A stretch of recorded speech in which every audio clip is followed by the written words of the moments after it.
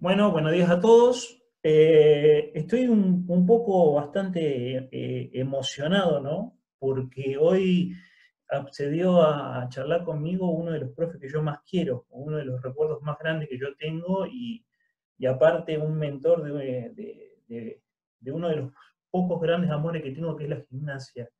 Y creo que es una persona que entiende la gimnasia desde su lógica interna y me gustaría que lo escuche con atención porque hoy día, tanto dentro de la formación del profe de gimnasia y dentro de lo que son el deporte en sí, se han olvidado de la gimnasia como una actividad fundamental de la formación de los niños y de la sociedad, con todo el bagaje cultural y todos los valores intrínsecos que tiene la gimnasia, más allá de la corriente científica que corre en el entrenamiento deportivo, lo que es la cultura de gimnasia. Entonces, es muy importante para mí esta charla de hoy con el profesor Walter Gialdi, porque yo creo que va a saber transmitir como mejor que nadie lo que es el significado real de la gimnasia. Buen día, Walter, gracias por haberme recibido hoy. Bueno, gracias, Ale. Nos agarras en estas charlas en un momento de reflexiones, por un lado, por los tiempos que tenemos para eso, pero al mismo tiempo, en este momento de la crisis esta sanitaria, un momento de muchísimo, aunque parezca mentira, de muchísimo trabajo. Sí, Porque sí. yo ya no tengo espacios en el día y uno dice, pero ¿cómo si no estás yendo a trabajar? El tema es que increíblemente se ha producido en todos nosotros una serie de nuevos aprendizajes, basados primero en el manejo de todos estos medios tecnológicos, pero más difícil que manejar un programa o una plataforma ha sido cómo pensar una clase desde la virtualidad. En una actividad como es la gimnasia, y hablo tanto en la formación docente del profesorado, como también en el gran problema que están viviendo nuestros deportistas. Porque tengo esa carga enorme a través de la federación de nuestros deportistas. ¿Cómo hacemos con esos deportistas que no pueden acudir a los gimnasios? Es decir, la virtualidad tiene una limitación enorme en la gimnasia. Está actuando esa virtualidad más como una contención de tipo psicológica que como una solución. Sin embargo, la solución física también no la vamos a negar, que el hecho de estar contenidos psicológicamente les hace que los chicos puedan en sus hogares tratar de mantener una condición física de base que se va perdiendo indefectiblemente porque la calidad de un trabajo físico en soledad y con las limitaciones que uno puede tener en la casa, hace de que vaya decreciendo la condición física. La verdad que es otra de las enfermedades que nos está arrastrando esta pandemia, ¿no? ¿Cómo se El te ha activado la imaginación, destruir no? lo que se ha construido en el aspecto físico. Es muy complicado esto y me tiene un poco angustiado. Ujú. Yo no creo que este tiempo sea algo lindo. Algunos por ahí pueden pensar, bueno, pero justo ahora estoy haciendo todo lo que hubiese querido hacer en los tiempos que no tenía. Sí, bueno, yo prefiero renunciar a todo eso que quería hacer, pero que no esté viviendo esta cuestión que es tan dura. Si querés, yo te puedo comentar después todo lo que se está haciendo desde la Sí, gimnasia a nivel oficial para tratar de buscar el retorno de los deportistas a los gimnasios. Te puedo dar también mi idea de lo que estoy pensando, de cómo se han encarado estas medidas, sin ser infectólogo, sin poner, digamos, desmerecer en absoluto, porque no soy autoridad de todo lo que dicen los científicos respecto a esta enfermedad, pero sí tengo una posición y esa posición la estoy defendiendo no desde la sombra, sino enfrentándola con nombre y apellido y desde la institución que me toca dirigir, que es la Federación Cordobesa. Walter, tengo una consulta. Vamos por ahí, vamos por ahí. Hagamos un poco de orden para que la gente te conozca. ¿Cómo empezó tu vida en la gimnasia? ¿Cómo es tu origen? ¿Cómo entraste al profesorado? ¿Por qué decidiste seguir la gimnasia? ¿Quiénes fueron tus mentores? ¿Qué has visto? ¿Cómo empezaste con la gimnasia? ¿Cómo empezaste con el mundo de la gimnasia? ¿Cómo tuviste contacto con la gimnasia? Bueno, yo tengo, digamos, como padrinos de esto, en el inicio, en primer lugar a mi propio padre, como padrino de la gimnasia. Mi padre fue jugador de básquetbol de primera división en su época, en un club de Córdoba que hoy ya no existe prácticamente, yo diría que no existe, que es el Club Estudiantes de Córdoba, Ajá. y fue deportista del gran profesor Mardonio Arias. Mardonio Arias fue profesor del profesorado, fue directivo de la Dirección de Educación Física, un importante referente también de la educación física dentro de lo que ha sido el profesorado de educación física en años anteriores. Este Mardonio Arias fue el entrenador de mi papá, y mi papá siempre nos inculcó a mí y a mi hermano, somos dos hermanos nada más, la práctica del deporte. Nosotros éramos de familia muy humilde en nuestros inicios. Cuando yo era chico, mi papá era un obrero de fábrica, él no tuvo estudios universitarios, mi mamá terminó la secundaria, tampoco tuvieron estudios universitarios, ellos se casaron muy jóvenes, mis padres en relación a mi edad son jóvenes, porque solamente me llevan unos 20 años, nada más, de edad, y ellos siempre la lucharon desde muy abajo, con muy pocos recursos económicos. Así que yo fui a la escuela pública desde mis inicios y tuve la suerte, porque esto a veces yo digo suerte, destino, a veces hay algo de eso, y yo creo en el destino, creo que existe algún tipo de magia en estas cosas. Se me cruza en la vida un profesor que se llamaba Roldán, profesor de educación física, en la escuela número 4 municipal Bernardino Rivadavia, hoy llamada Honorato Laconi de la provincia, que estaba en barrio Marqués de Sobremonte, que es el barrio donde yo me crié, digamos, desde los 5 años. ¿De qué edad, Este profesor qué edad formó, tenías sí, ahí? ¿Qué edad tenías cuando te cruzaste con este profe? no, ahí me crucé cuando iba a la escuela primaria, Ah, estabas en habré la tenido primaria. 8 años, Está, 8 ya o 9 está. años. Y este profesor forma en la escuela una escuadra, se llama, escuadra de destrezas de la escuela. Ajá, Te comento lo que era ese profesor. Ese profesor tenía un Fiat 600, yo me acuerdo de la imagen como si lo hubiera visto ayer, ¿eh? ajá. Él llegaba a la escuela en el Fiat 600, porque en la escuela que yo iba, que alguien tenga auto, Era un un lujo. auto, era realmente un tipo muy importante. Nosotros no teníamos auto ni nada de eso, éramos gente muy humilde. Y llegaba el profesor a la escuela con su Fiat 600 y arriba tenía una parrilla en donde traía 3 o 4 colchonetas, pero de esas que se usan para camping, de la carpa, Sí, ese tipo de sí, colchonetas. sí, sí, sí, sí, sí. Llegaba y con eso nos daba la clase de gimnasia, en donde hacíamos toda una serie de esquemas con los movimientos derivados de la vieja gimnasia danesa, sueca. Todavía en aquella época esa gimnasia, digamos, salpicaba mucho los programas de educación física, porque la gimnasia en aquella época era el Sí. eje de la educación física.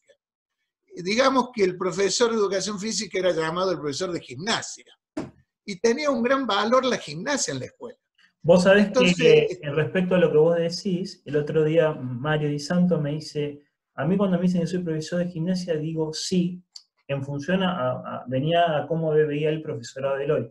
Sí, dice, porque la gimnasia, que me identifiquen con la gimnasia, me es mucho más honroso a que me identifiquen con las actividades circenses o que me identifiquen con las actividades de, no sé, de danza, de folclore. Decía, yo me identifico con la gimnasia, entonces cuando me dicen profesor de gimnasia, con toda la educación gimnástica que yo tuve, para mí ese es muy loable, es como que me identifica mucho más, y coincide mucho con lo que vos estás diciendo, como que la gimnasia era la construcción básica. Bueno, yo, hablando ideológicamente, Sí, por supuesto yo tengo también mi ideología con respecto a lo que pienso de la educación física. obvio.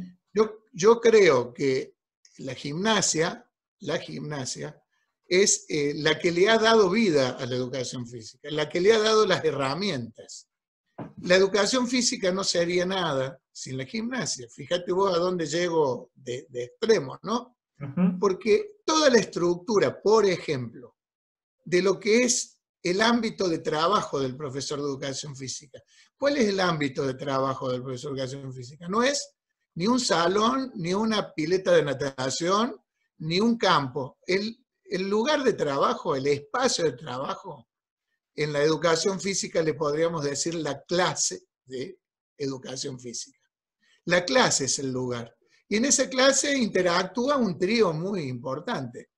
El profesor, que es el poseedor de ese saber, el alumno, que la palabra alumno quiere decir sin luz, es una palabra antigua, hoy le dicen estudiante o digamos educando, le podemos dar el Sí, nombre que sí, la quiera. connotación que vos ¿Quién quieras. es digamos, el que espera recibir ese saber?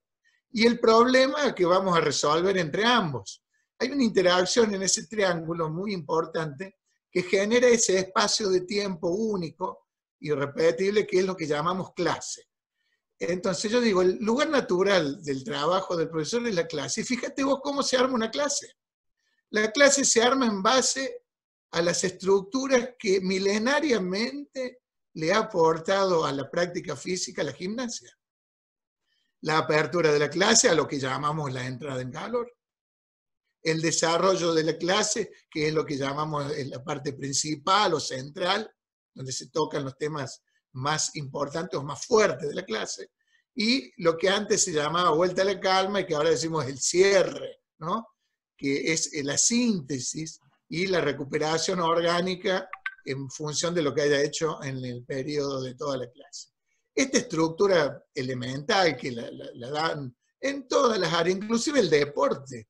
El deporte hoy también está impregnado de la gimnasia. Vos fíjate, en cualquier, digamos, equipo profesional, de fútbol, de lo que sea, cuando tienen una sesión de entrenamiento, fíjate que van siguiendo el orden lógico que ha aportado esto que llamamos gimnástica a través de los miles de años. Tanto el deporte como otras actividades tienen otro origen. El deporte tiene origen en la cultura a partir de ¿qué? De la práctica y el juego espontáneo. Los deportes no nacen porque alguien los inventa, sino porque empiezan a ser una práctica natural en la sociedad y con el tiempo se van construyendo como deportes cuando se reglamentan, cuando se institucionalizan, etc. Pero fíjate que cómo llega al final toda práctica deportiva que quiere ser, digamos, de excelencia. Terminan utilizando de alguna manera las estructuras y modelos de trabajo de la gimnasia. En eso sí la gimnasia se diferencia de todas las demás actividades. La gimnasia, su origen está justamente en esta sistematicidad. No habría gimnasia si no hay sistematicidad. La gimnasia se basa en el estudio, se basa en el análisis, inclusive desde la época de los griegos.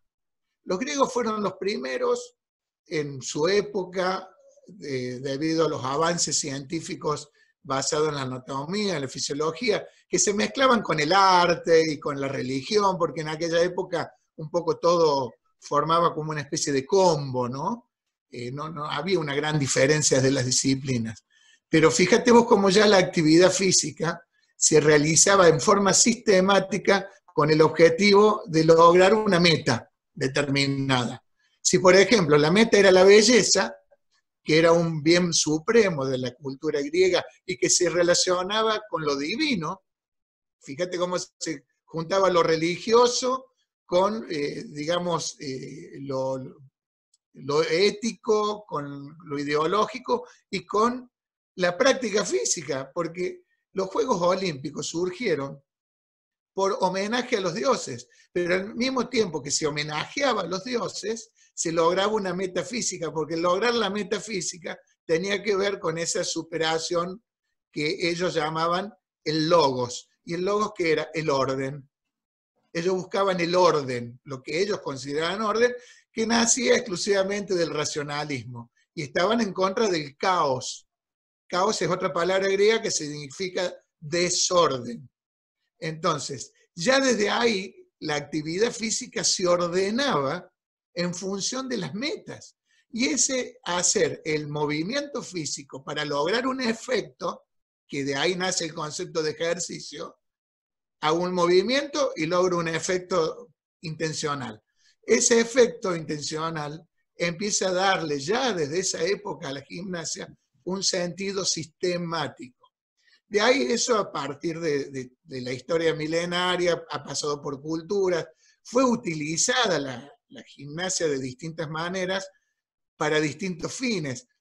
Es decir, que la gimnasia siempre tuvo su esencia propia, pero jamás tuvo, digamos, el sentido del para qué. El sentido del para qué lo ponen las culturas, las sociedades, los momentos históricos. No existe una gimnasia ni mala ni buena. Solamente existe el ejercicio físico sistemático, fundamentado, hoy impregnado por la ciencia y el avance científico. Hoy, ¿quién no da o administra ejercicio si no se fundamenta en la fisiología del ejercicio humano? No hay manera de concebir un ejercicio si no lo fundamentas desde conocimientos científicos de otras áreas. Bueno, esta idea, ¿no?, de interactuar con otras áreas del conocimiento, la gimnasia la tuvo desde sus orígenes. Por eso en la historia de la gimnasia se ha construido casi toda una estructura de conocimientos que tiene una riqueza en sí mismo. Nosotros podemos criticar a la gimnasia si en algún momento se usó con fines militares, o si los romanos la usaban para mejorar a sus gladiadores y poder mostrar el poder del imperio romano asesinando gente como espectáculo público en el circo romano. Podemos decir cualquier cosa, la gimnasia es mala por esto. No, en realidad el uso que se hizo de esta herramienta de la cultura es una cuestión que tiene que ver con los valores de los momentos, los valores históricos, y no podemos asociar a la gimnasia con eso. Pero sí podemos decir que independientemente de toda esta historia de la gimnasia, lo que nos ha dejado es esa sistematicidad, ese cúmulo de conocimientos que le da una fuerza a la gimnasia tan grande que justamente si la educación física se quedara fuera de la gimnasia, me animo a decir, y tal vez esté exagerando, no lo sé, pero desaparece. Porque justamente la educación física es digamos, una disciplina posterior a la gimnasia, posterior a los deportes, posterior a muchas prácticas que en el orden físico se generaron en la cultura. La educación física para mí es el compendio de estas actividades con fines de la educación conforme a los conceptos de educación que manejan los sistemas en cada país, en cada lugar geográfico y en esta época. Pero la gimnasia es la que, digamos, viene a ser como la ingeniería de la educación física, es la que le da la estructura.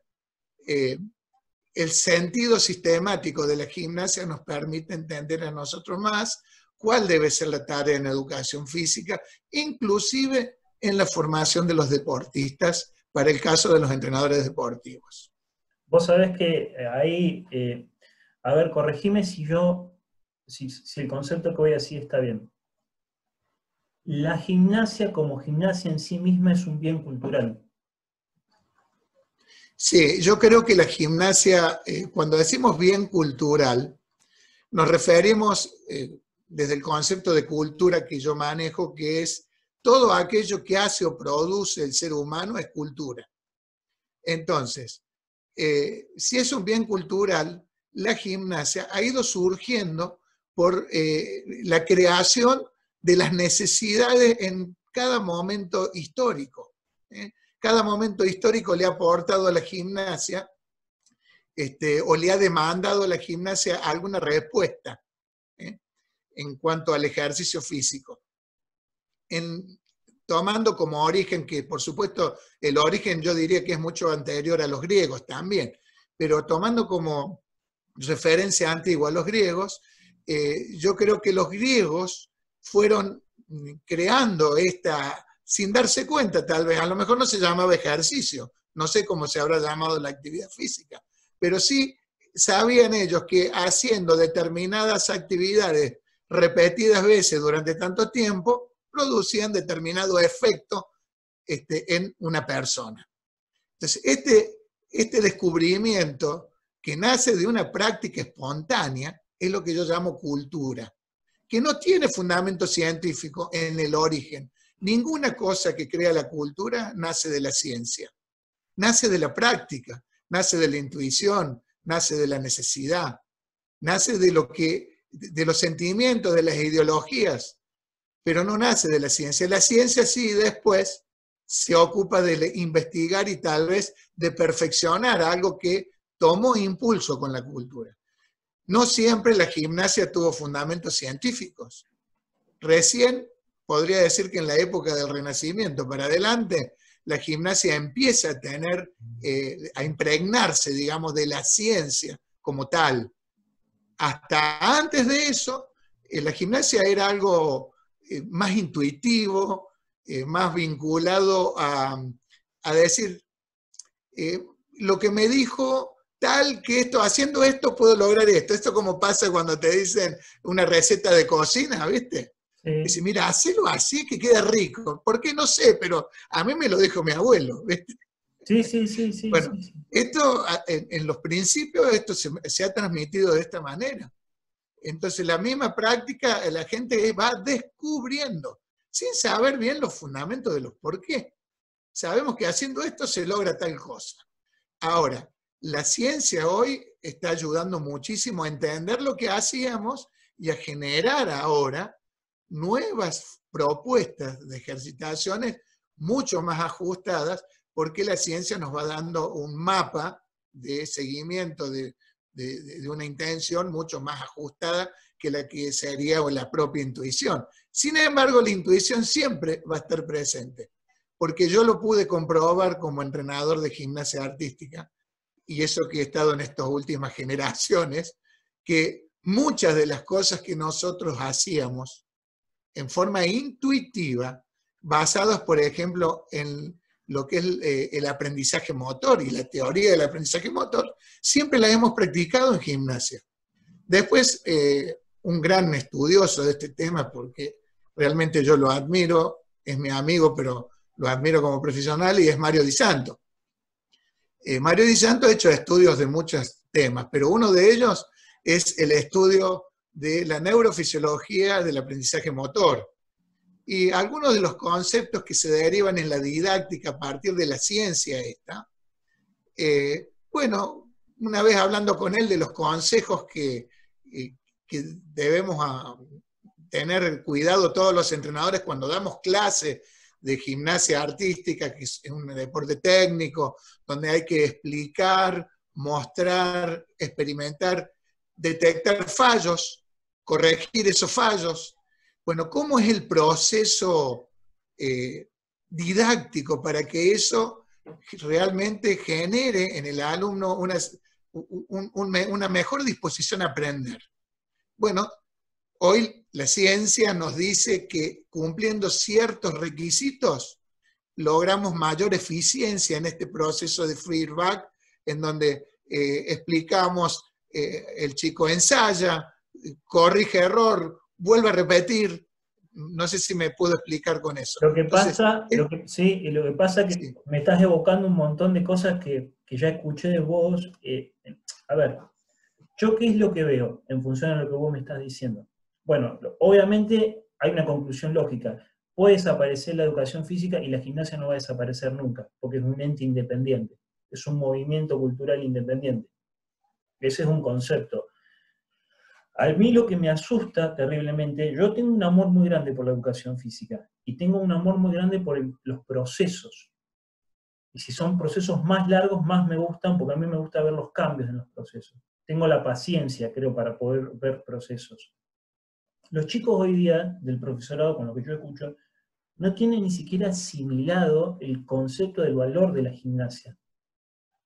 No entienden que la mayoría de la familia de movimientos que van a surgir después, o los apoyos a ciertos deportes, tienen su origen en gimnasia. O sea, no saben hacer una toma de peso, no saben controlar la cadera, no tienen noción del equilibrio, y no saben enseñarlo. Eso es a mí lo que me preocupa de las nuevas generaciones de chicos, que no tienen un entendimiento y no le dan una importancia al movimiento gimnástico como tal, o al movimiento construido, diseñado para generar cambios en el organismo, bla, bla, bla, bla. Toda la definición que vos querés hacer, pero el valor interno de la gimnasia, como vos decís, por una cuestión intuitiva, por una cuestión del movimiento en sí, los chicos no lo entienden. Y eso a mí me preocupa bastante. Bueno, ahí hay mucho para hablar, en lo que acabas de decir es muy profundo y coincido con vos. La degradación que ha ido sufriendo la gimnasia en las carreras de educación física es evidente. Cuando yo hice el profesorado de educación física, las prácticas de gimnasia todavía estaban muy impregnadas de todas estas cosas, de estos valores de lo que estábamos hablando recién de la gimnasia, ¿no? Pero después ha sido cruzada la educación física por muchas corrientes. Al comienzo, por lo menos cuando yo estuve en mis comienzos como estudiante de educación física, las corrientes psicomotricistas, después vinieron otras corrientes que eran antideporte, antientrenamiento, que todo se basaba en el descubrimiento. Y te puedo asegurar de que en esas corrientes, por supuesto que había partes de verdades. Yo nunca negué de que la psicomotricidad no tuviera una importancia dentro de los conceptos de la educación física, o que el descubrimiento u otras manifestaciones de movimiento o forma de abordaje del movimiento no fueran importantes para el sentido educativo que tiene la educación física. Pero cuando estos movimientos conllevan intereses creados detrás de quienes discursan sobre estos temas, se convierten en una herramienta para destruir, digamos, aquellas cosas que tal vez no convienen a sus propósitos profesionales, ideológicos o de espacios que se pretende conquistar, ¿no? Y cuando digo conquistar, me refiero a que hay gente que tiene todavía ese espíritu de conquista a partir de destruir lo existente. Y esos discursos son muy sutiles y a veces han atentado mucho contra la gimnasia. Y sobre todo también con las prácticas deportivas y tantas otras, digamos, de las riquezas que ha ido acumulando la educación física a través de los años. Y bueno, y así hemos tenido grandes debates y discusiones, y los seguimos teniendo, y lo seguirán teniendo, especialmente de las instituciones formadoras de profesionales. Yo creo que hay una gran debilidad hoy en la gimnasia, a partir de todas estas cosas que vienen sucediendo, yo no sé desde qué año, pero sí por lo menos de los años fines de los 90, viene debilitándose paulatinamente. Hoy la gimnasia sigue ocupando el lugar en las carreras de educación física, pero sigue siendo sutilmente degradada. En algún momento hasta le quisieron cambiar el nombre, no querían que se llame gimnasia la materia o el espacio curricular. Hoy de nuevo volvemos a degradar el nombre con los nuevos programas, poniéndoles prácticas gimnásticas. ¿Cuál es el problema de llamarle gimnasia? Simplemente. O sea, aparte de la gimnasia, Tiene nombre, en ese nombre tiene su nombre y apellido que se lo ganó por miles de años. Sin embargo, atrás de estas intenciones siempre hay un sentido de degradar. ¿Con qué fin? No lo sé. No quiero juzgar a aquellos que lo promueven. Pero también hay un grado de culpa, si es que tenemos que buscar culpables, en los mismos que estamos enseñando o estamos en el campo de la gimnasia. Porque yo diría que muchos, digamos, acomodados a esta realidad, no han seguido perfeccionándose, tratando de seguir creciendo en la gimnasia, y sus discursos se han ido acomodando a lo que arrastran los discursos de las instituciones, y se han ido acomodando a esas realidades sin cuestionar, quedando los profesores, digamos, que cuestionamos cada vez somos menos dentro de estas instituciones universitarias. Y somos los que generamos los debates. Por ejemplo, con Mario, que seguimos siendo compañeros, con Mario Di Santo, coincidimos muchísimos en cuestiones de defensa de nuestra disciplina, en donde hemos acudido a múltiples talleres y reuniones cuando se han hecho estos nuevos planes de estudio, en donde hemos defendido a rajatabla la esencia de lo que nosotros entendemos en la gimnasia. Sin embargo, estas cuestiones no han sido acompañadas por todo el marco, digamos, de docentes, inclusive de la gimnasia. Y bueno, estamos sufriendo realmente una debilidad en cuanto a los conocimientos que tiene la gente en gimnasia, porque cada vez se hacen menos cursos, se capacita menos. Hablo en el ámbito académico, ¿no? Y la gimnasia, mientras tanto, como bien dijiste vos, más allá de la educación física, se sigue desarrollando por fuera. Y sí, sigue creciendo con capacitaciones, con un enriquecimiento y un avance de los niveles extraordinarios, tanto en lo deportivo como en todas las gimnasias relacionadas a la salud. Entonces, creo que se va produciendo paulatinamente un divorcio entre la realidad que está enfocando las instituciones formadoras de docentes con la realidad que se está viviendo afuera. Con Mario decíamos alguna vez como una que si el burbuja, profe... como una burbuja. Sí, exacto. Como que el profesorado, en vez de responder a las necesidades sociales y a la demanda social que debe cumplir una institución universitaria, está respondiendo a ser una herramienta de un grupo sectorizado de gente que quiere defender una ideología que en sí misma no resuelve los problemas que se están desarrollando afuera. Nosotros no podemos preparar a un profesor de educación física para que no tenga trabajo. Tenemos que prepararlo para que cuando salga de ahí tenga trabajo. Yo me pregunto ahora, Alejandro, vos sos un tipo muy estudioso, sé de tu trayecto. Vos imagínate si vos solo con el estudio del profesorado, que no lo devalúo, pero en materia de gimnasia, lo que te enseñaron en gimnasia en el profesorado, tuvieras que dar, no sé, trabajar en un gimnasio o hacer los personal training que haces, estarías completamente limitado. No completamente limitado, sería un ignorante total. Claro. Sería un ignorante total. Porque vos nunca podés construir conocimiento a partir de la emoción. Y hoy día todas las teorías están construidas en emociones y en supuestos y no en hechos concretos. Yo soy enemigo total y acérrimo de la falta del sentido común de las cosas. Me llevó muchos años entender esto, ¿no? Mucho tiempo de reflexión. Pero si vos estás fundamentando y con hechos concretos la gimnasia como un bien cultural, es decir, como un proceso que la gente, o un bien que la gente hace y que tiene su vida y su lógica interna propia, independientemente de las prácticas de educación física que la rodean, vos nunca podés degradar un bien que tiene fundamentos por sí mismo. Si en los discursos quieren degradar algo, es por ignorancia. Porque para hablar de gimnasia hay que saber de gimnasia. Yo, por ejemplo, no puedo hablar de fútbol, porque no sé nada de fútbol. Yo lo único que sé es que la pelota es redonda. Es lo único que sé.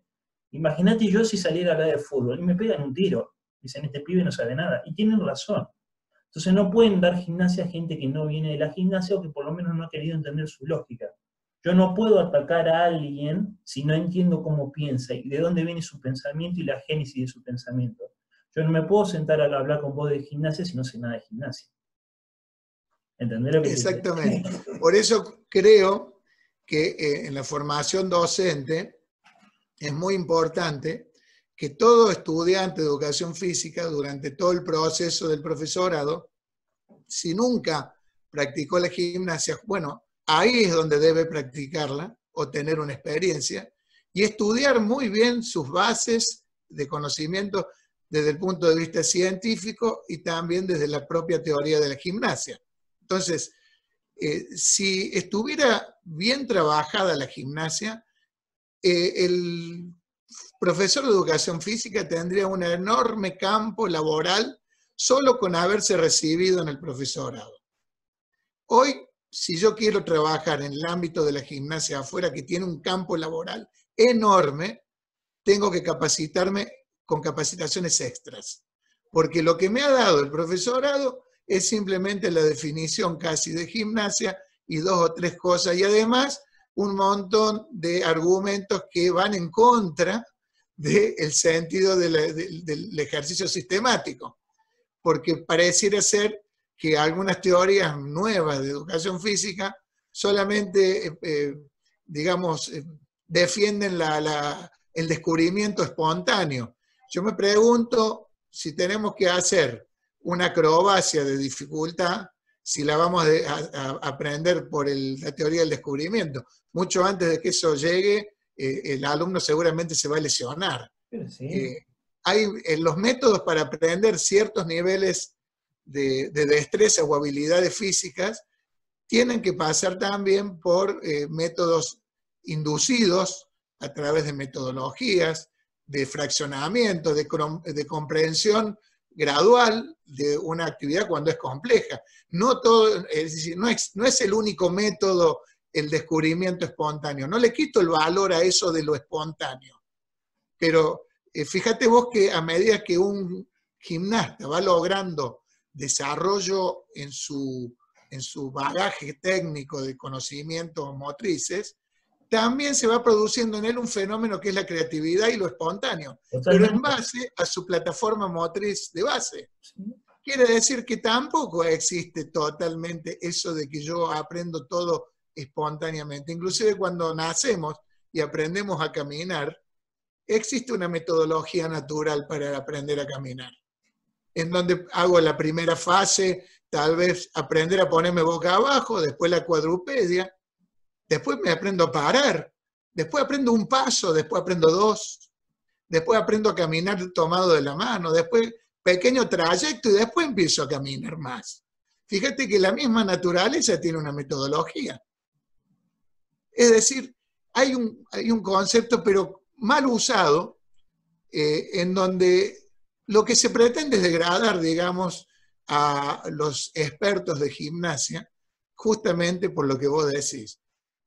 Por a lo mejor ignorancia de la disciplina, pero a lo mejor atrás de esto tampoco la intención de profundizar en la disciplina. Pero por supuesto. Y aceptar de que existe gente que puede desarrollarla y que me ocupa espacios académicos en instituciones tan valiosas como son la educación pública, en donde hay una inversión del Estado enorme, porque vuelvo a decir una cosa muy importante que no sé si la dije antes, pero la educación pública es bastante cara.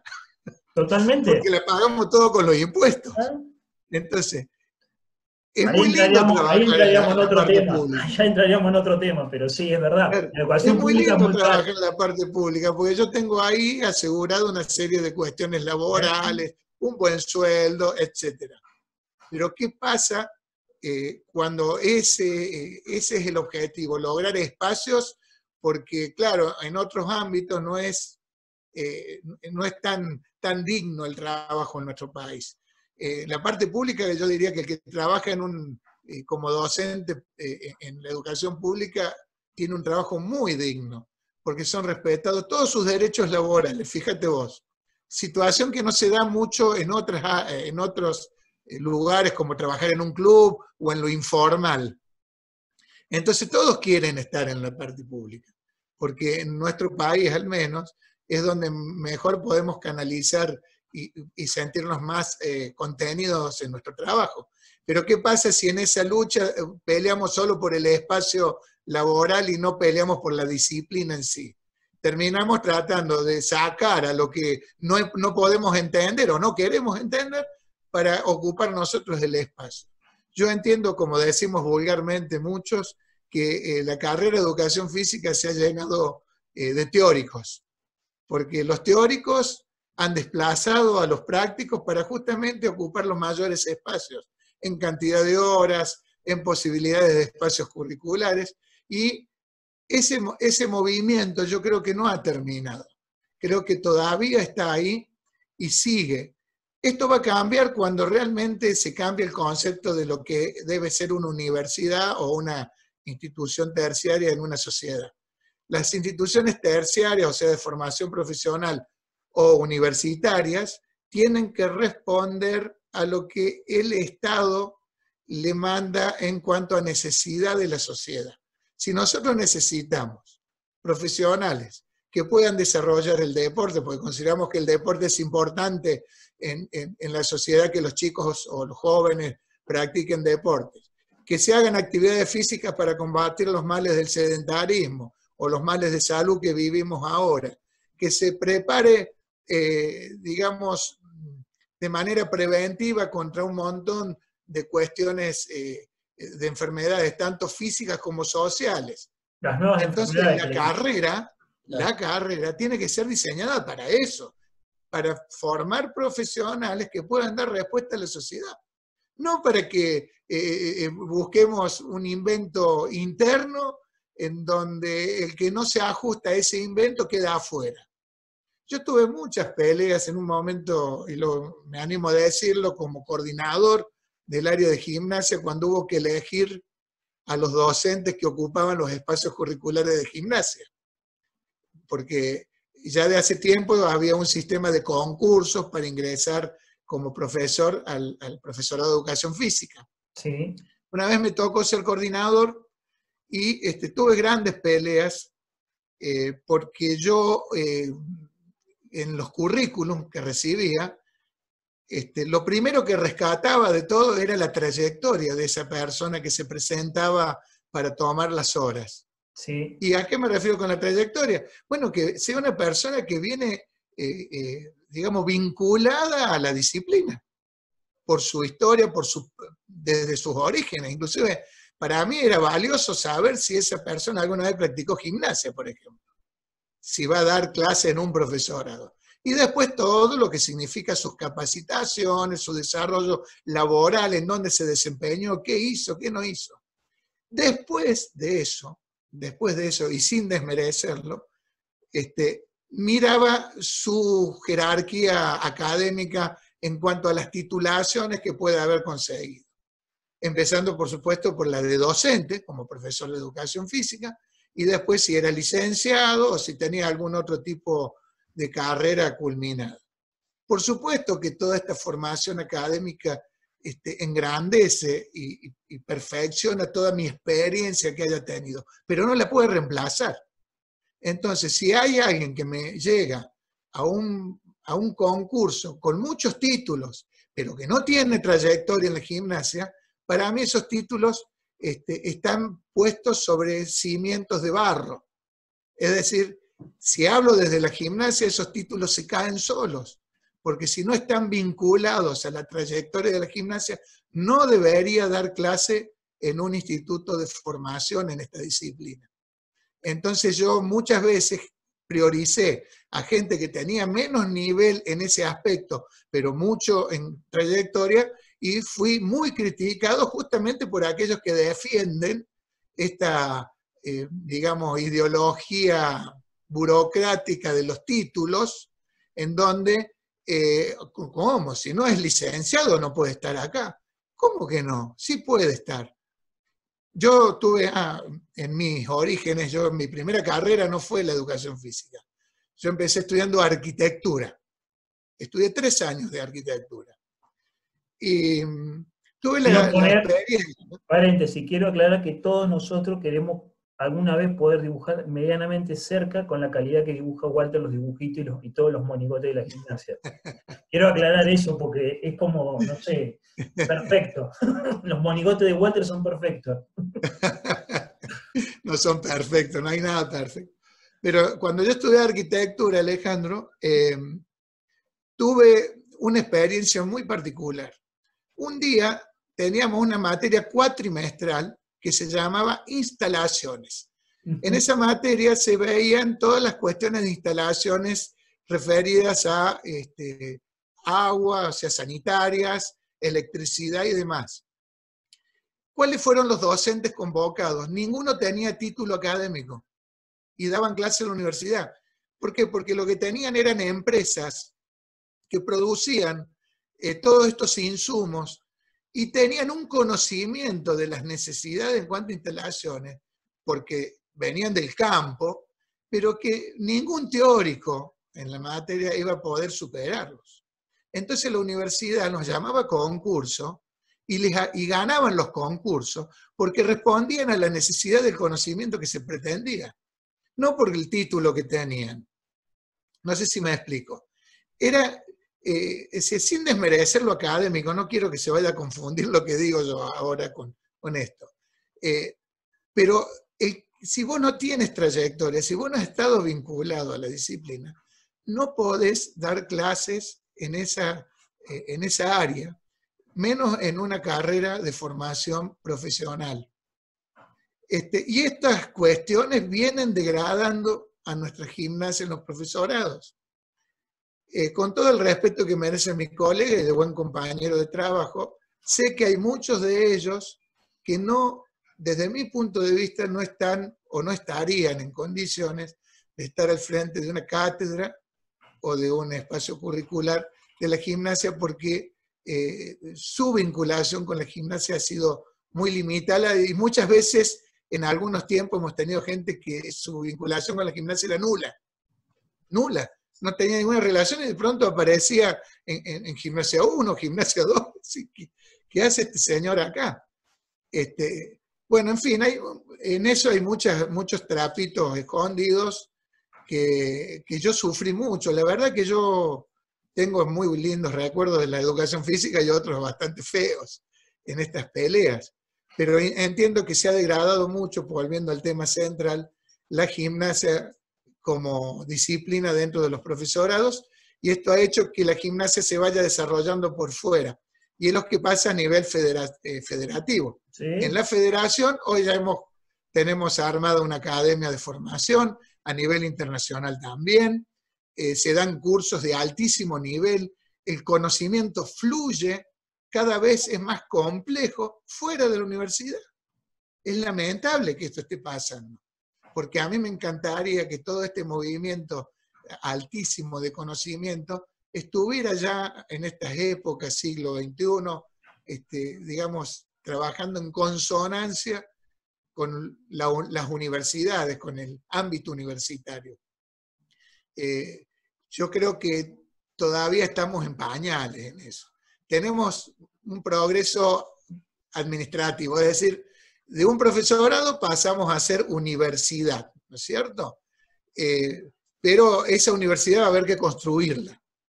Yo no creo que vaya a ver los resultados, porque yo ya estoy casi al final, digamos, dentro de mi carrera como docente en la universidad, me quedan un par de años ya para jubilarme, ¿no? Pero hay un gran desafío de que esto que hoy es universidad realmente se desarrolle y termine siendo la herramienta que la sociedad necesita para formar profesionales que den respuesta a las necesidades y el que se recibe realmente encuentre en nuestra carrera una fuente laboral sólida y real. Que la gente diga, o vuelva a decir como lo decía en alguna época, si yo tengo un gimnasio, quiero al frente de mi gimnasio un profesor de educación física. No quiero el el instructor, el técnico preparado por la Federación XX o por la carrera paralela Tecnicatura no sé cuánto.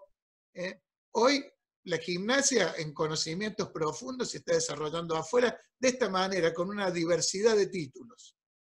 A mí me gustaría que el título pasara por dentro de la universidad. Pero bueno, esa es una expresión de anhelo que va a ser fruto de la construcción en el tiempo y en el futuro, ¿no? Lo que pasa que la expresión de anhelo que vos tenés tiene que nacer desde un proceso de sinceridad, en el sentido de decir, yo esto no lo sé. ¿Cómo hago para saberlo? O cómo llamo a las personas que lo saben y que nos enseñan. Porque hay muchas veces, yo lo que veo es que muchas personas que se ponen al frente de un grupo o al frente de un equipo de docentes no admiten que no saben. El concepto de apertura es saber. Si uno no sabe, tiene que aprender. Y para aprender hay que abrir un proceso mental, espiritual, filosófico. Es un todo que debe cambiar. Uno va a un lugar de una forma y tiene que salir de otra forma, cambiado, más abierto, no sé, es otro el proceso. El profe de educación física que vos decís que debe estar en un gimnasio debe tener un conocimiento profundo del movimiento, que haya pasado por el cuerpo, que lo entienda, que lo sienta. Si no, no puede cambiarlo, o puede adaptarlo, o entender lo que el otro siente. Es muy difícil. Eso es una realidad, lo que estás diciendo, por supuesto. Pero vuelvo a decir, el profesorado como educación pública, pienso que está impregnado de los vicios, de los conceptos que tiene la gente acerca del empleo público.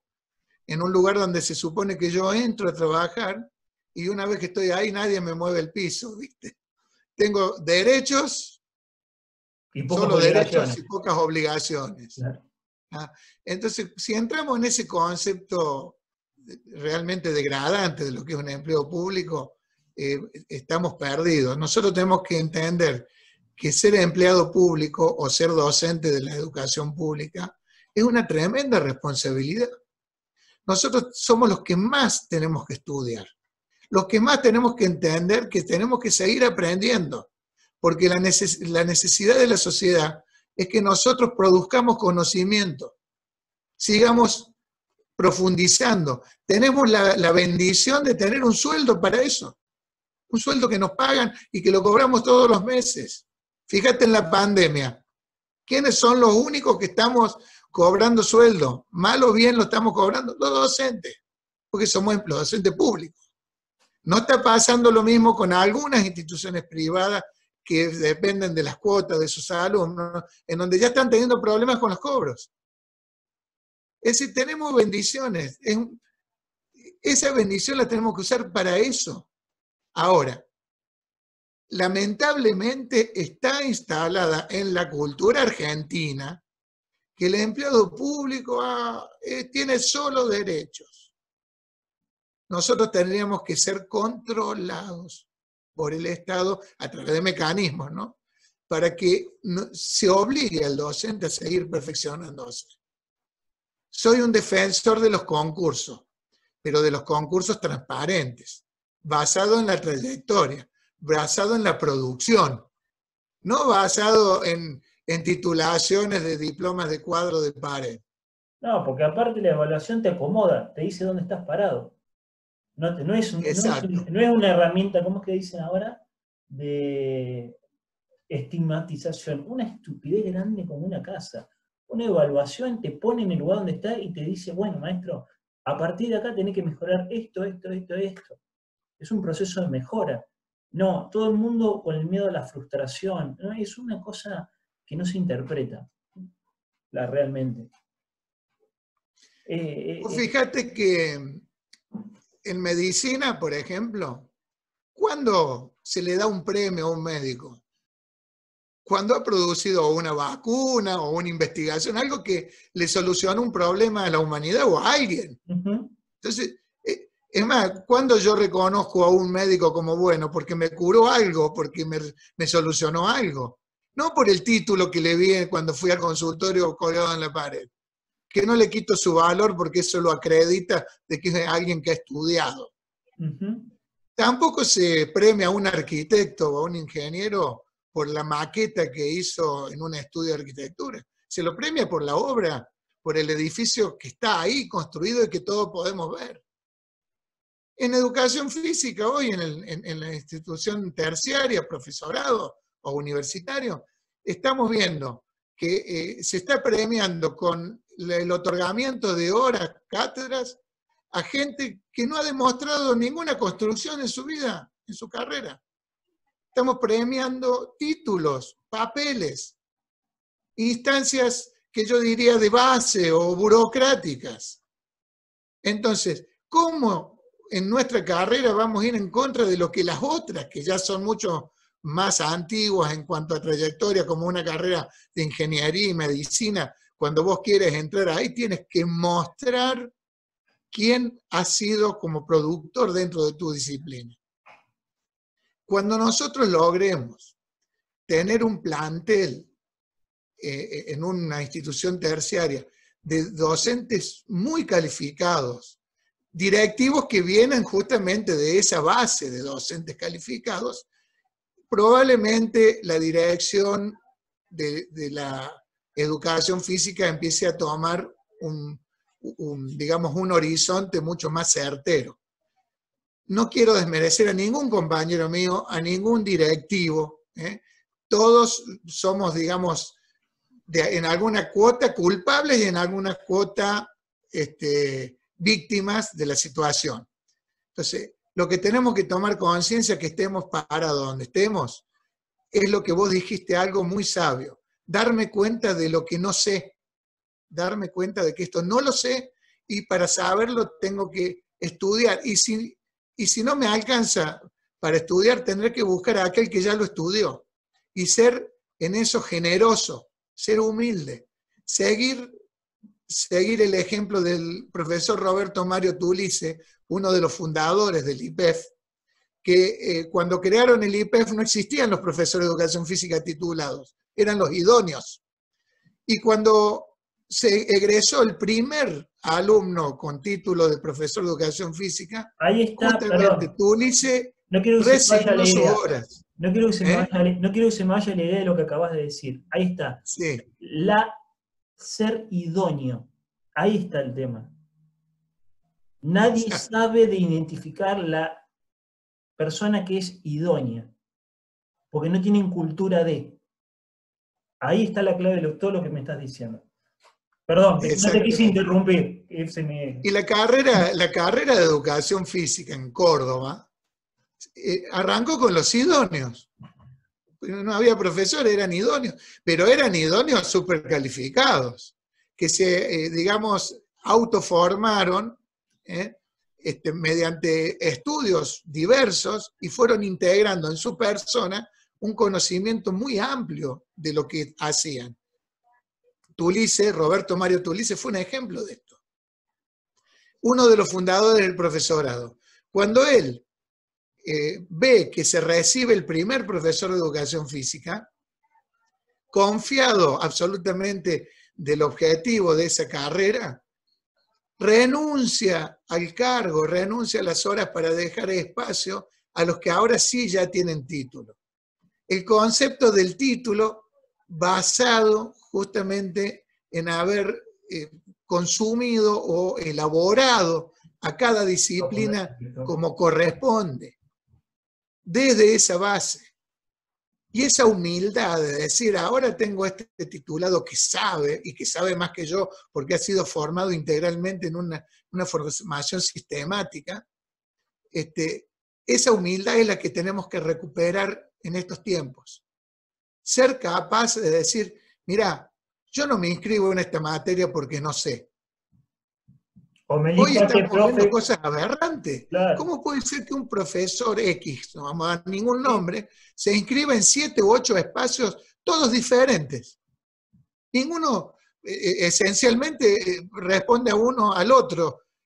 Estamos hablando de una carrera profesional, tiene que ser un experto en lo suyo, o un expertise.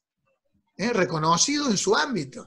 La palabra expertise me parece hasta más aceptable en una calificación que experto, porque el expertise es aquel que se ha destacado, reconocido por sus pares del ámbito. Que no es Es fácil. lo que vos decías, Que no aquellos es fácil. que identifican la idoneidad. Entonces, el sentido del expertise es muy importante para la calificación en una carrera de formación docente. Y eso es lo que se ha dejado de lado. Hoy hay gente que se inscribe en todas las materias y ahí la autoridad que debe bajar desde el gobierno tiene que decir, no señor, estos lugares son para fulanos, la base es esta para inscribirse. Si no tenés una base de trayectoria y producción, no podés estar acá, ni siquiera presentarte. Entonces, esa es la manera en que hay que defender a estas instituciones públicas en donde deben ser modelo. La paga el Estado, tiene que ser el modelo de conocimiento. A partir de ahí, todas las instituciones privadas, muy bienvenidas y muy válidas también, y toda iniciativa de formación va a tener un eje para el desarrollo.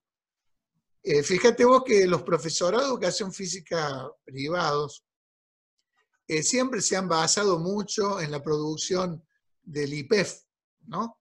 Y sus programas siempre se han un poco adosado a eso. ¿Qué pasa? El IPEF perdió un poco el rumbo para mí, perdió el rumbo en materia de educación física y se ha perdido el rumbo afuera también. Y ya hay profesorados que se especializan más en la parte deportiva. Porque como el profesorado IPEF, el deporte lo ha dejado relegado, entonces, si yo quiero aprender deporte, no, andate al profesorado XX, que ahí vas a aprender mejor deporte.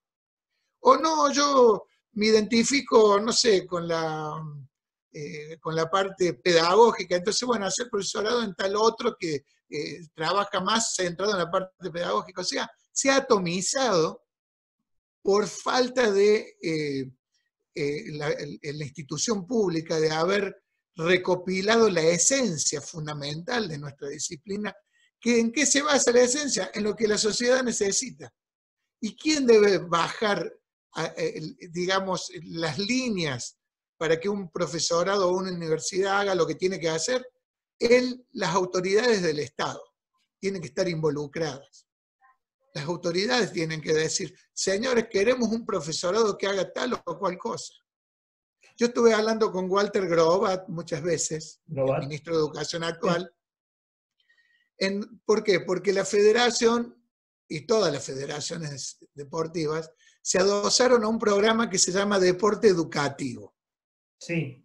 Digo, pero, a ver, ¿por qué tenemos que acudir a las federaciones para desarrollar en la escuela una extensión que sea el deporte? O sea, ya en la educación física en la escuela, el deporte es una extensión, no forma parte de la esencia. No forma parte de la currícula.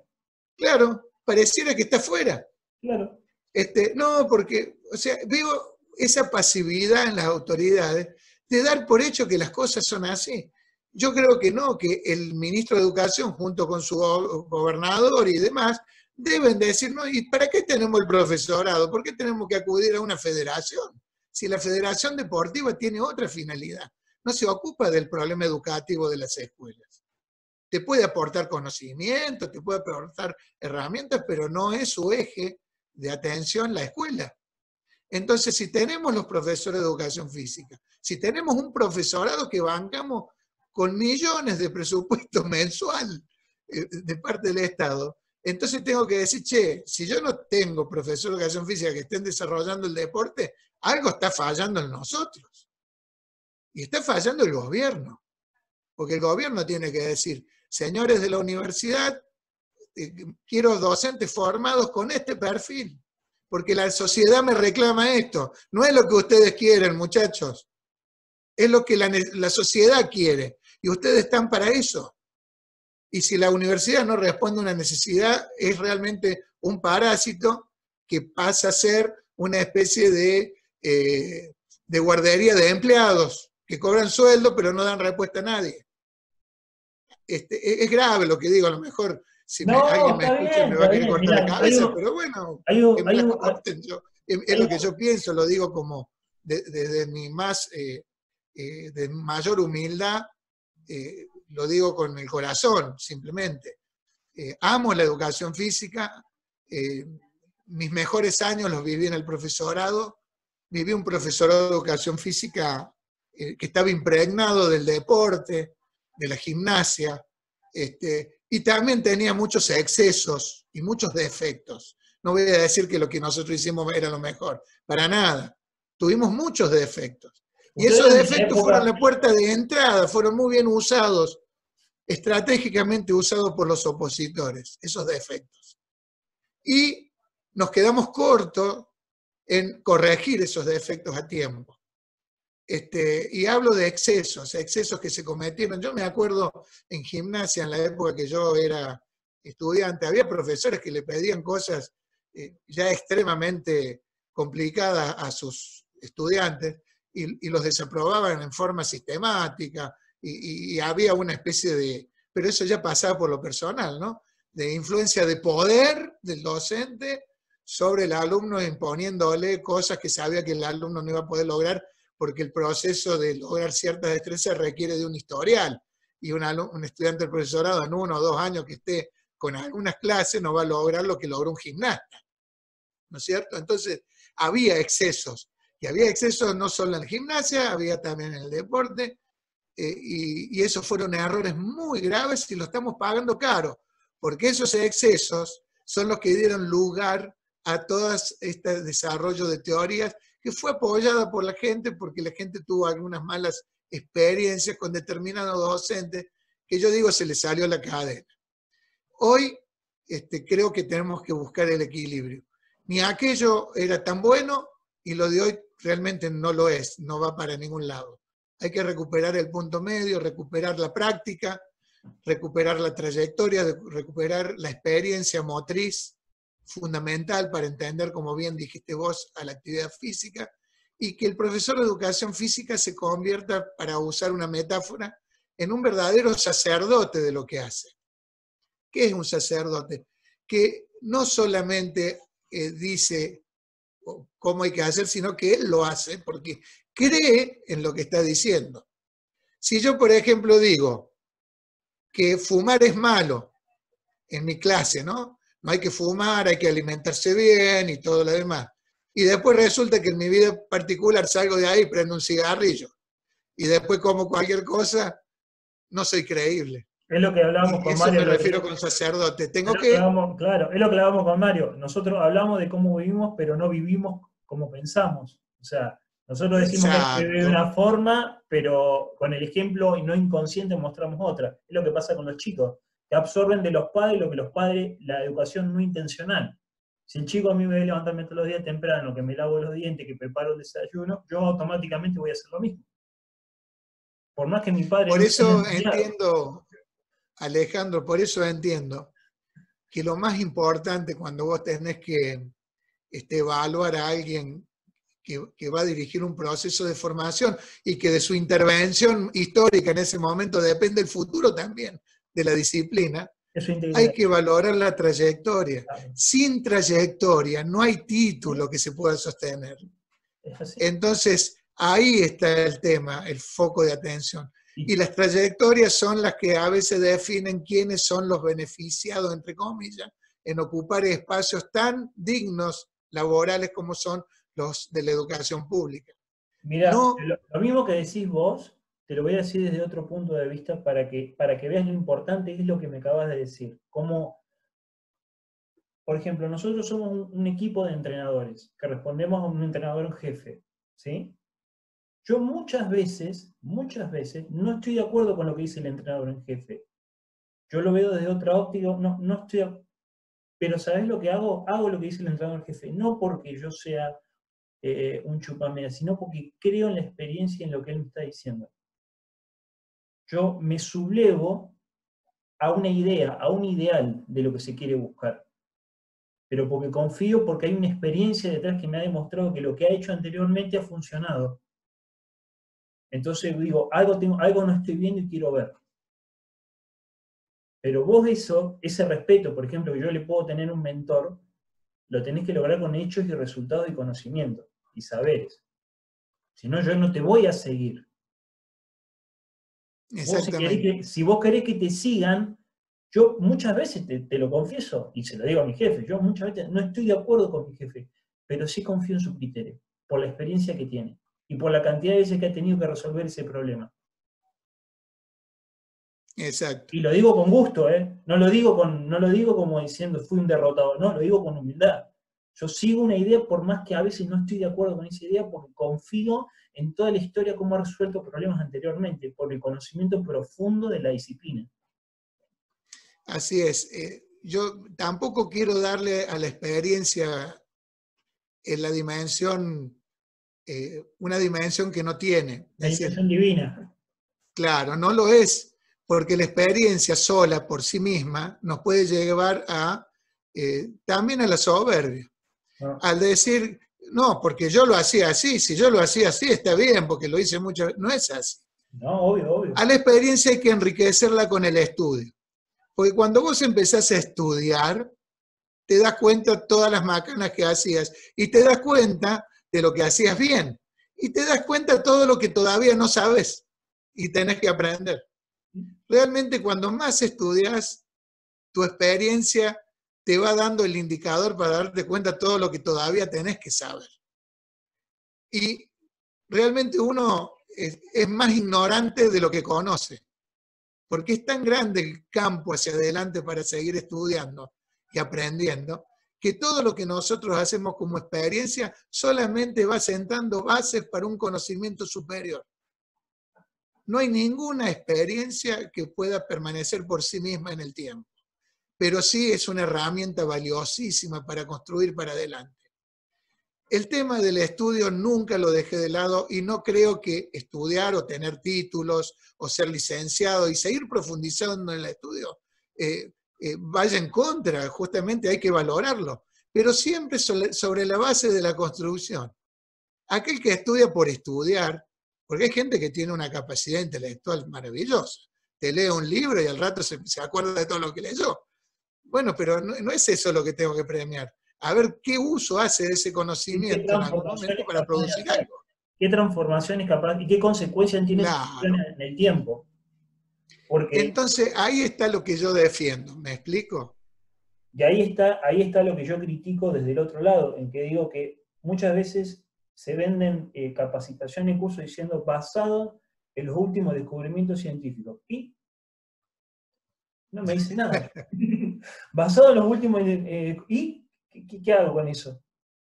Fue jefe de selección, fue 20 años formador de chicos que del 80% de los chicos que formó, muchos han tenido chance de generar algún resultado importante en el futuro. No me está diciendo nada. Que algo sea avalado por... Estatum intelectual prestado se llama eso. Pero es muy gracioso, yo lo leo y es como que si la ciencia no lo avala, no sirve. No, para que hay mucho detrás de todo eso. ¿Quién está Así detrás? es. ¿Quién lo da? ¿Cómo lo da? ¿Qué fue lo que hizo? ¿Te lo puede explicar? ¿No te lo puede explicar? ¿Sabes los años que me llevó a entender eso? Bueno, cada vez que pasa el tiempo, me doy cuenta que hay que aprender y me sorprende otra cosa. Nosotros hemos dirigido una academia de formación de entrenadores de gimnasia Sí. dentro del sistema federativo. ¿Cómo va surgiendo, digamos, entrenadores que van creando en la práctica con sus deportistas nuevos modos y métodos de enseñar ciertos movimientos que realmente me sorprende, que nunca yo lo hubiese imaginado? Claro. Entonces, realmente me doy cuenta cómo te superan. ¿Sí? Y eso es lo bueno, si yo veo que Estamos, esta academia nos está superando los que la creamos, los que estamos, realmente vamos por buen camino. ¿sí? Muchas cosas hoy yo estoy aprendiendo de ellos.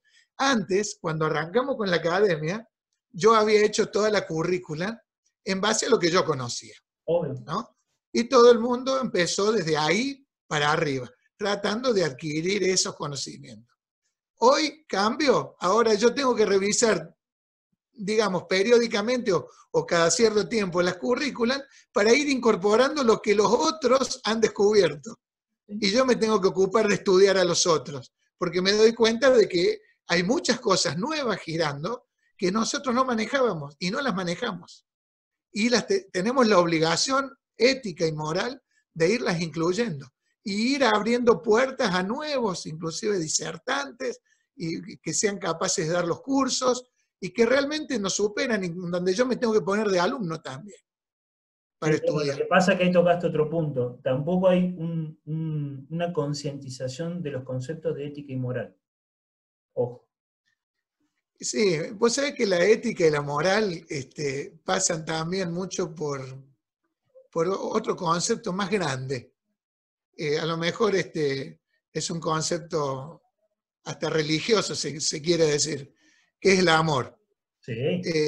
Cuando uno ama, ama con toda el alma algo, como nosotros amamos la gimnasia, no tenemos problema de reconocer esto, no lo sé, y decirte, che, qué bárbaro que sos, loco, aprendí esto gracias a vos. No, porque me enriquece. Estamos en función Claro, de algo más. hay una cuestión de amor en esto, con la disciplina. Yo tengo, por lo que la gimnasia me dio desde mi infancia, tengo mucho amor por esto. No tengo más que agradecimientos para la gimnasia, porque me ha dado muchísimas cosas, no solo en el plano físico, en el plano social, en el plano humano. Y todo lo que la gimnasia me puede dar, y a aquellos que se desarrollan me puede dar, no generan en mí un rechazo, todo lo contrario. Cuando alguien me dice algo nuevo que yo no sabía, me da felicidad. No tengo ese egoísmo. Por lo tanto, la ética es natural, la correcta ética en aquel que ama lo que hace. La ética es el producto para mí de ese sentimiento.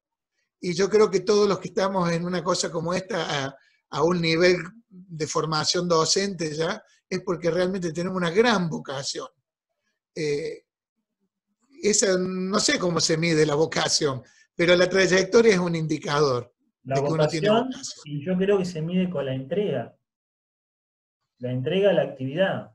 Ese es el sentido de la vocación. A ver, yo cuando daba clase de gimnasia hace muchos años atrás, yo daba clase hasta gratis los sábados porque consideraba que la carga horaria era muy poca. Yo me iba en bicicleta desde el Oscar Sandrín hasta Parque Capital, daba 4 horas los sábados a la mañana que no había nadie, acomodaba la colchoneta, limpiaba, barría y me volvía. Hoy, si lo tengo que volver a hacer, lo hago, no tengo ningún problema. Pero porque uno está en función a un ideal superior, que en este caso puede ser la gimnasia, no es otra cosa. Pasa por ahí, creo que pasa por ahí. Esa es la vara de medición, la vocación. Sí, coincido con vos. Creo que es eso. No sé si está bien o mal. No, coincido con vos. Pero creo porque hay cosas que, si hay luz, digo, mira, está la luz. Si está oscuro, está oscuro. Estas cosas son así. Se ve con esa evidencia. La vocación se puede percibir. La vocación se percibe. Está oscuro, das clase igual, le buscás la vuelta, no importa, vos das Sí. clase. Y si hay luz, das clase igual. Y si llueve, das clase bajo el agua. Y si se abre la tierra, bueno, te ponés acostado. Cuando pasó la zanja del piso, ahí te ponés a dar clase. Es lo mismo. Y yo lo estoy viviendo en la práctica en este momento con la cuarentena esta. Claro. Tenemos extraordinarios profesores y entrenadores en la gimnasia del país. Los veo trabajando con los chicos a través del Zoom, de los WhatsApp, y cómo ellos no dejan de dar clases a pesar de toda la adversidad que significa hoy que los gimnastas no pueden ir a sus gimnasios. A mí sí lo que me y siguen discutiendo, y siguen hablando entre ellos, y me encanta porque los problemas cotidianos siguen. La gimnasia sigue viva. Esta cuarentena no la ha matado. Si tuviéramos un pensamiento de comodidad, estaría seguro que digan, bueno, esperen que volvamos a abrir el gimnasio y volvemos a hacer actividad. Yo creo que no pueden vivir sin hacer esto porque tienen amor por lo que hacen. No. El no hacerlo sería ir en contra de su propia esencia. Pero obvio, el tema está en que cuando vos tenés vocación, es muy raro si te ocurre una excusa. Es muy raro que tengas una excusa para no hacer, en lo que sea. Pero es muy raro. Es como cuando te gusta una mina. Hace un día de julio, invierno y frío, y la mina dice, te puedo ver el 4 de julio de 6 a 7 de la mañana porque después voy al colegio. Te puedo asegurar que te vas a ir, te vas a morir de frío, vas a estar con la mina y te vas a volver. Y no vas a pensar cómo ir, no cómo no ir. Exactamente, ¿Entendés? exactamente. Vas a pensar cómo vas a ir, no cómo no vas a ir. Así es, Alejandro, así es. Che, Walter, pará, porque nos fuimos por dos temas que nos encantan, que es la educación, pero nos fuimos. Vos tuviste contacto con este profe que llegaba con las colchonitas de camping en el auto. Y tenías 8 años. Sí, sí, sí. Y te daba Volvemos ahí a esa génesis. Este es un profesor de educación física Sí, formado con estos lineamientos que nosotros podemos decir antiguos, ¿no? Pero que sí, son la esencia de la carrera de la educación física. sí. Y él había elaborado una escuadra de gimnasia, pude vivir la gimnasia desde ahí, desde ese lugar, y empecé a practicar. Yo ahí conocí la gimnasia, en esa escuela. Ujú. Como me gustaba mucho, y mi papá era un deportista también acérrimo, un día mi papá ve en Canal 10, los SRT, Canal 10, SRT, sí. que estaban ahí en el barrio, porque éramos del Marqués de Soremonte nosotros, un programa de televisión donde el profesor Tulice con su gimnasta Japo Higa, Héctor Oliva, bueno, toda esa camada de gimnastas enorme, Lorenzo Iparraguirre, Lorenzo. Lorenzo, bueno, que eran en ese momento una eminencia, y no te digo, podríamos hablar Hola. varias horas de ellos. Hacen una exhibición. Mi papá no entendía mucho de la gimnasia en de aparato, pero él dice, mira, esto es lo que le gusta a mis hijos. Entonces me llevó con el profesor Tulice al gimnasio provincial, ¿no es cierto? Ex centro Manuel Belgrano. Me lleva, yo tendría en ese momento 9, 10 años, practicaba la gimnasia en la escuela, habíamos hecho exhibiciones de la escuadra de destreza, y me lleva y me presenta. ¿Y tú, Ulises, qué nos dijo?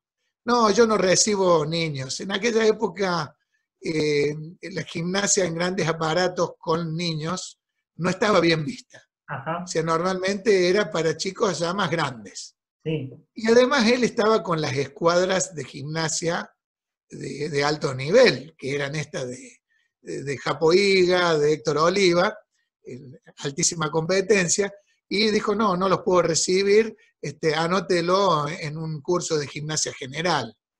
En aquella época estaba la gimnasia formativa general, que en el caso del gimnasio provincial la daba el profesor Néstor Fernández, ya fallecido también, y en el gimnasio Rafael Núñez, que era otro centro de educación física, que estaba en la avenida Alem, en el barrio General Busto, no sé si lo conoces, Sí, Centro Rafael Núñez. Estos eran los antiguos centros de educación física. un edificio. Ahí daba clase, ¿quién?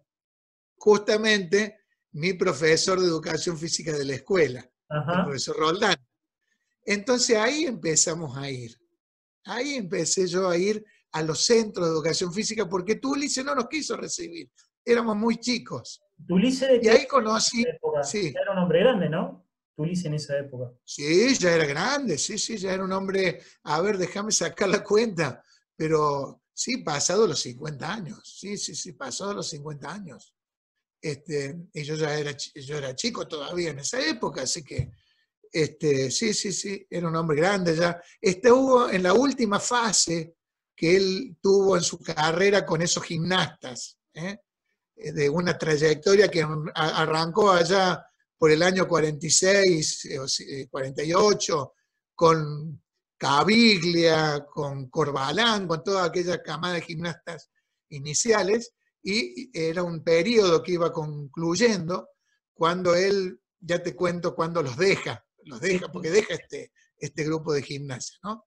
Entonces, yo arranco en el Rafael Núñez, con el profesor Roldán. Ahí tengo la oportunidad de conocer a mis compañeros que formamos parte de ese grupo que se inició en la gimnasia conmigo, esa camada, y ahí lo conozco a Omar Sereno, no sé si has oído hablar, hoy es el secretario de Trabajo del actual gobierno de la provincia, Horacio Cornejo, y conozco a varios otros viejos gimnastas que pasamos por ahí. Bueno, empezamos nuestro trabajo ahí, que era gimnasia general, y solo destrezas, le llamamos destreza a hacer suelo y salto, nada más. Más la gimnasia de esquemas. Los esquemas eran todos estos movimientos de la gimnasia sueca, danesa, con ritmo, en forma coreográfica, en fin, a manos libres. ¿Qué tanto hace falta? Que tanto hace falta, formaban toda una formación integral. Bueno, al poco tiempo ya, a los 2 años más o menos de estar ahí, mi papá se entera de que en el gimnasio provincial Tuli se había dejado este grupo de gimnastas y habían pasado a manos del profesor Hugo Pelato, que era uno de los gimnastas del mismo grupo, pero uno de los más grandes que había tomado él, era profesor y había tomado él la cabeza de conducción del equipo. Claro. Y se lo llevó al gimnasio Güemes, se lo llevó al gimnasio Martín Güemes. Y Tulis en el gimnasio provincial inicia un nuevo trabajo que le llamó Los Pequeños Gimnastas de Córdoba. Así se llamó, ese grupo nuevo. Le puso un título porque Tulis era un tipo muy, digamos, evolucionado también en lo que respecta a los conceptos que llamamos marketing, ¿no? Y él quiso darle jerarquía a un trabajo nuevo, que no tenía jerarquía por sí mismo porque no éramos nada como gimnastas, pero sí estábamos en un proyecto muy serio que se basaba en toda la experiencia que había acumulado Tulice con todo lo que había hecho. Y arma este grupo de pequeños gimnastas de Córdoba, en los cuales con mucho orgullo nos integra a mí, a mi hermano, a Omar Sereno, a Horacio Cornejo, bueno, podría dar una lista bastante grande, Demian Schiller, Daniel Ronco, y yo me acuerdo de los nombres de todos los que fueron mis compañeros en ese momento, y se fueron sumando gimnastas que él iba seleccionando de los institutos militares donde trabajaba. Uno de ellos era el Liceo Militar General Paz, en donde estaba Oscar Sandrin y el japonés Nagamura, que los trae digamos, a este grupo que decía pequeños gimnastas, pero estaba integrado por chicos más adolescentes y algunos más chicos, como nosotros. Que después se suma a ese grupo. ¿Quién se suma después que ya estaba armado? Mario Di Santo con su hermano. El que no lo sepa, el Oscar Sandrin es como mi segundo papá, es como el que me educó en mi vida adulta. O sea, está hablando de alguien que es como mi papá. Bueno, el Oscar, yo hice un trabajito ahora en la cuarentena, me di el gusto de hacerlo, justamente por esos tiempos que a veces no tenemos, que se llama Comentarios de la Historia de la Gimnasia de Córdoba, que te lo voy a pasar porque es un video de 1 hora 50 de duración.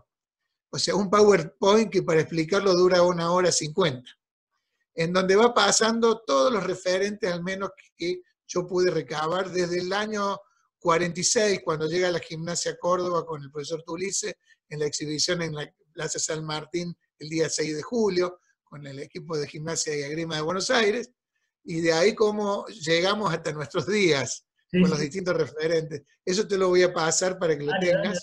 Dale. Por ahí te va a ser muy útil, interesante, porque no hay nada escrito así más o menos armado de esto. Ahí vas a ver los nombres de todos, de Héctor Oliva, de japonés Nagamura, del Japo Higa, de Lorenzo, de la trayectoria de Tulice, en fin. De los gimnastas de las décadas de los 90, de ahora que tuvimos nosotros, también tenés un montón de referencias. Bueno, ¿por dónde andaba yo que me perdí?